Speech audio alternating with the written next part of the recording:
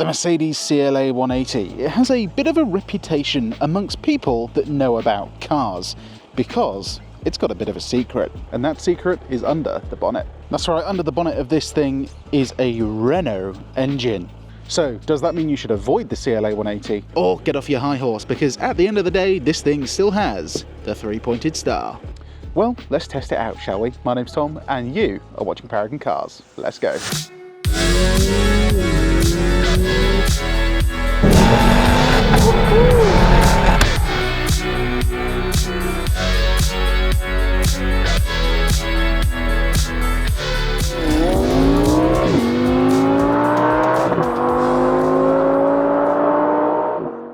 So yes, under the bonnet of this thing is a Renault and Mercedes co-developed 1.3 litre engine. In the CLA180 it makes 136 horsepower and 200 newton meters of torque, which in all honesty doesn't sound like a lot now, does it? But we still got to find out what it can do on the 30 to 70 sprint.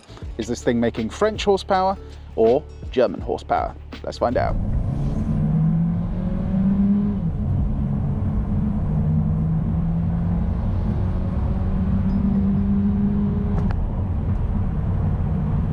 So then, how did we do on the 30 to 70 sprint? Well, the 2019 Mercedes CLA180 managed a pretty respectable time of 8.56 seconds.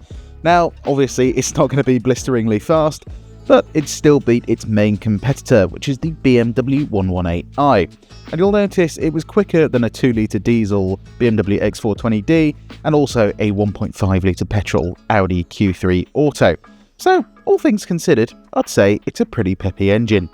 Now, most of you have probably already seen the interiors of these cars, but I just want to do a quick overview for you. You get full RGB ambient lighting, two 12.3-inch displays on the higher trim Premium Plus models, and some pretty cool heated electric sports seats illuminated by this lovely, pretty large panoramic roof. Then coming to the back, you'll notice the frameless windows go all the way to the boot of this thing, and then climbing inside, you'll notice that there is not that much legroom. It is a small car at the end of the day, but I think you could do better, Mercedes. And because of that lovely coupe shape, headroom is also pretty pants, especially if you're over 6 foot. The boot though is pretty decent. You get enough room for 2 large suitcases or 2 smaller suitcases and a duffel bag. Plus you get a little bit of underfloor storage and obviously your tyre filling and inflation kit. Then to fold the seats down, you pull on these tabs just here. But unfortunately you'll notice that they don't fold down by themselves, so either you have to go all the way around the outside of the car, or you have to play human Jenga and get in the boot, push them down yourselves, and then you notice they get stuck on the way down. And to me at least, when you're in a rush, seats getting stuck when you're trying to fold them down drives you absolutely bonkers. So it's certainly better than a Mercedes A-Class, but do its looks really outweigh the compromises that you have to live with? Well, I'll leave that decision up to you guys, but now it's time to drive this thing. Let's see how she performs on some real UK roads. So first things first, let's address the major issue, and that is that this car has lovely soft and supple suspension, which isn't really an issue, is it? Well, unfortunately it is, because this car is quite low to the ground, and if you live in a city like London where there are these things called speed bumps everywhere, if you go even minutely too fast over a speed bump, you will do what I just did there, and that is bottom out into the scratch guard, which A, it sounds horrific, and B, you don't really want to be doing that all the time, do you? So I suppose it makes you a better driver, your dampers will last longer, but you do have to annoy drivers behind you and drive very slowly over every speed bump you go over. The next issue, well, is it an issue? It's the engine.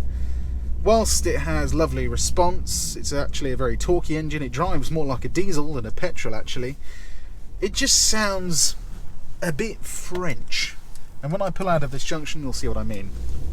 Do you see what I mean? It kind of has this really gruff, quite unpleasant noise that is not befitting of a Mercedes. Thankfully though, the rest of the car is pretty good. A, we've got this lovely looking dash which as long as you don't touch is absolutely fine. If you do touch it, it's a little bit creaky. This one's actually not that bad though for some reason. Their quality control is obviously not amazing in the factory, but the steering is lovely and light yet still precise, and the rest of the car is still pretty Mercedes to me. You've got leather here, leather on the dash, nice leather seats, your arms can reach the armrests. Ergonomically it's still very good, especially for a smaller car. It's only the rear seats that really let it down, to be honest. And then we come to the steering wheel, because when this came out, a lot of people were quite on the fence whether they liked this or not. I think it looks great, and once you're actually used to the functionality of the thing, it's pretty good, you know. So you control this screen with this side of the steering wheel, and then you control this screen with this side of the steering wheel. And the one thing that does let it down a bit is that these touch controls aren't necessarily all that accurate, especially when they're cold. And when you're wearing gloves and things, they don't really work that well. Anyway, in terms of parking this thing, this being a higher spec one, we get a lovely high resolution wide angle reverse camera. So I use my little stick to get us into reverse, which I actually quite like on an automatic. Feels quite fancy, very Rolls Roycey. Then you can see we've got lines telling us where we're going to go, and a really high resolution reverse camera. I mean, it's like having a GoPro attached to the back of your car. It is pretty cool. Lots of steering angle and parking sensors that are very loud and very accurate. Then once you're in the parking space, press park on your stalk and you can get out in one go fairly easily, because this is the smaller car in the Mercedes range, even though it's actually still pretty big these days. But yeah, the reverse camera is great because apart from the loud beeping, we've got a nice wide angle. So say you're reversing off your driveway, you can see down the road, which is really nice. And it just means, like, in early mornings you're not having to twist your neck around, which does get a bit difficult the second you hit 30. But to actually drive around town, it's quite a pleasant thing. It's just the engine doesn't sound amazing, but it performs. Engine and gearbox, they work together well. You rarely get any jitters from this dual clutch unit. Give it half throttle coming out of a junction, no drama really. A little bit of wheel spin and then it gets up to 30 absolutely fine. But it is just that noise. Do you know what I mean? It just doesn't really sound that nice. Anyway, as usual, we're going to test MPG and costs of fuel and how far you'll get. Today we're going to do the average British commute as usual, which is 14 miles around London, and see if we can get the combined figure. Now 14 miles isn't quite long enough to get the combined figure, but I'm going for realism rather than a WLTP cycle, if you know what I mean. So this car's claimed to do 49 mpg on the combined cycle and 61 mpg on the extra urban cycle. If you fill up that 43 litre fuel tank all the way, you'll get about 463 miles if you do 49 mpg, and then to 3/4 of a tank, which is more realistic, you'll do about 347 miles. In terms of cost, at £1.45 a litre, it's going to cost you about 62 quid. But for 3/4 of a tank, which is what you're actually going to use, it's going to cost about £48. So a fairly cheap car to run if it does that figure. So let's reset our MPG figure now and see what we can do. But of course, as usual, before that, we're going to have to turn the traction control off through my fancy steering wheel and see how this thing handles around a couple of corners.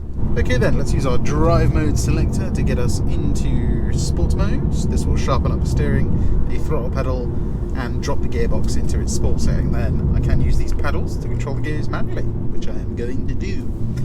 Now then, this car is front wheel drive and it's got soft suspension, so even when you put your foot down, not a lot happens and you do get quite a bit of body roll. But the thing that is quite impressive, again, is the low down torque of this engine. So if I whack it into a higher gear and plant my foot, you can see 2000 RPM, 200 Newton meters of torque. Looks like quite a lot, doesn't it? And it means you get up to 70 pretty quickly, actually. All things considered though, this is not a sporty car. If you're looking for something a bit more engaging, then the Audi A3 is, it's just better. But anyway, I digress. Let's go into eco mode now and do what this car is actually pretty good at: munching miles on the motorway with its lovely, quiet, soft interior. Okay then, coming onto the motorway, let's see what the response is like in eco mode. Let's go now. Not bad. Oh. It really sounds horrific, doesn't it? But I'm not going to lie, it does perform. And once you are on the motorway, actually, this is a pretty quiet car to travel in. Now, we are going to actually test the real decibel level with a proper meter later. But perceivably, at least, it's pretty quiet in here. And I think that's helped by the fact we have nice big sidewalls on the tyres and just Mercedes engineering. There is definitely quite a bit of sound deadening in these doors. And yeah, suspension, this is where it comes into its own, even though this car's low down, it's nice and soft. All the big bumps get ironed out and all the smaller undulations barely come into the cabin. And the seats themselves, whilst they look pretty sporty, and they are quite firm actually, are not bad. You can adjust the pitch of the base, you've got an extendable bit for your thighs, and over a long journey it actually supports your back quite nicely. Then visibility, even though this is a kind of coupe shaped car, it's still pretty good. You've got wing mirrors with a nice big size, you've got fairly low slung window lines, again, even though this is a coupe body shape. The only downfall slightly is this A-pillar is quite thick, so sometimes you have to kind of move your head to look around it, especially when you're going around roundabouts or coming out of junctions. But overall, pretty good. What's the fuel economy like though? Let's test it now.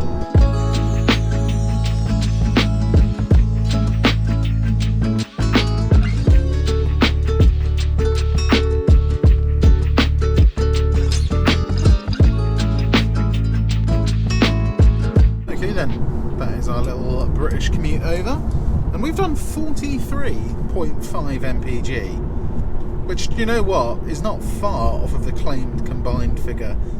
And when you consider the fact we've done a pretty short distance, all things considered, that's decent. I'm really happy with that. That means over a longer journey you will definitely be able to do over 50 miles per gallon. Anyway, let's now go into sports mode, and once the screen decides to go away, I'm just going to use the touch screen, because this is touch screen as well, to turn the traction control off. Let's go for manual gears as well. See how this thing handles.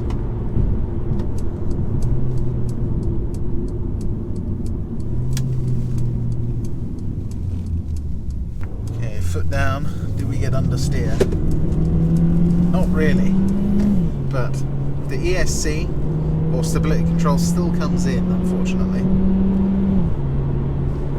You know, acceleration is fine. It gets there, does the job. It's the torque though I really like, because it makes it very drivable on the motorway. It's not like changing through gears a lot. You notice in smaller engine cars, if they're on the motorway, sometimes they can really struggle to maintain in high speed. Anyway, brakes. Mercedes brakes are always pretty good. Don't feel that spongy, and yeah, they work. Don't think we'll do a sound check today because, yeah, it doesn't sound great. Oh yeah.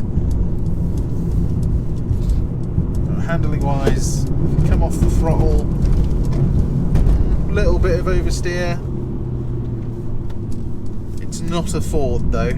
Overall though, it's designed to be a safe car, and yeah, you can get a little bit of oversteer out of it. It's just not as much as you might have hoped. The thing that's worrying me the most though is, how is this going to fare down a bumpy British B road? You know, can you still get a move on, or is this thing going to bottom out too much? Well, we will find out, but first let's do a 0 to 60.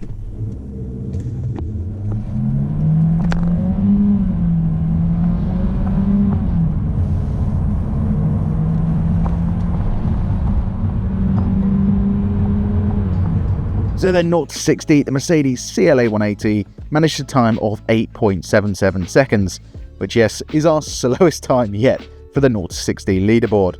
However, having said that, Mercedes do claim a time of 8.9 seconds, so at least it's beaten that. Okay then, small B road time. Manual mode for the gearbox again.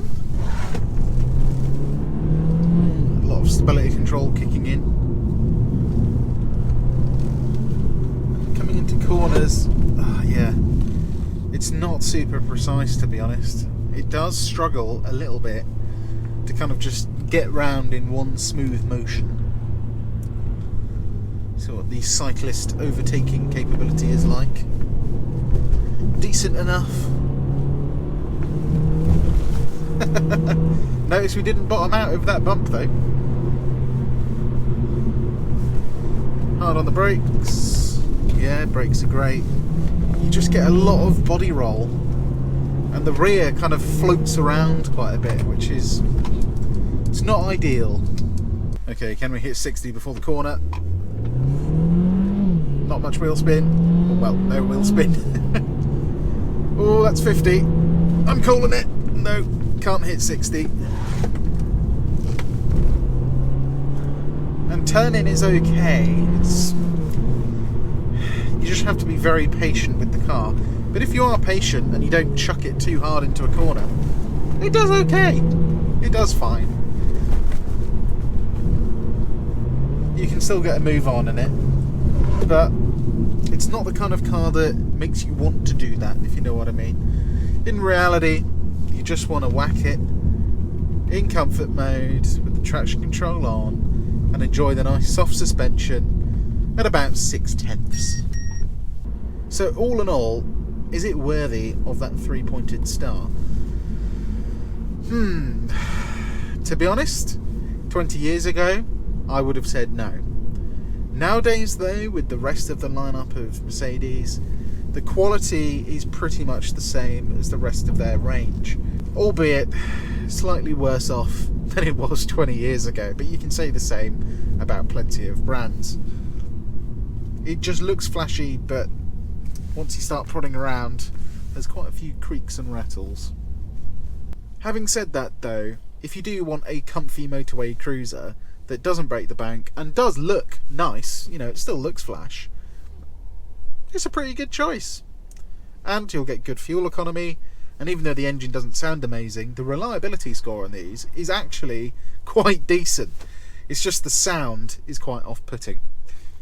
Anyway, as always, if you enjoyed this content, please give us a like, and why not subscribe, as we're nearly at 20,000 subscribers now. I know, I can't believe it.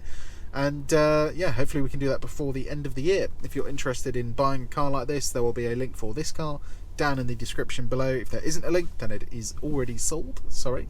But people do like their Mercs, especially in London. Yeah, so if you're not interested in a car like this, there will also be a link to our generic website as well. Anyway, my name has been Tom, and you have been watching Paragon Cars. I'll see you on the next one. Cheers.